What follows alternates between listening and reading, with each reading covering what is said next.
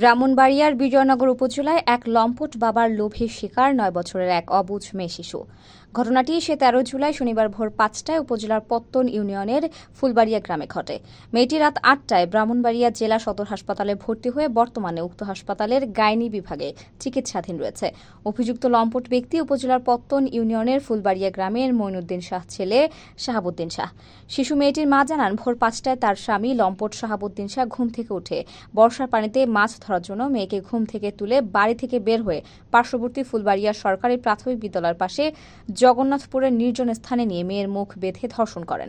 এ সময় মেয়েকে ভয়ভীতি দেখিয়ে কাউকে বলতে নিষেধ করেন। মেয়ে ভয়ে বাড়িতে এসে শুরুতে কিছু বলেনি। সে ব্যথায় থাকতে না পেরে বিকালে আমাকে গোপনে জানালে প্রথমে আমার শ্বশুরবাড়ির লোকজন বিষয়টি ধামাচাপা দিতে চেষ্টা করে।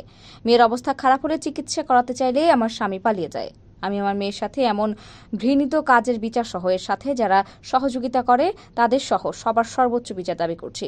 বিজয়নগর থানার ইন্সপেক্টর তদন্ত হাসান জামেল ঘটনার সত্যতা নিশ্চিত করে তিনি জানান, ভিকটিম বর্তমানে চিকিৎসাধীন রয়েছে। ভিকটিম অভিযোগ দিলে আইনগত ব্যবস্থা গ্রহণ করা হবে। News desk, Padma TV.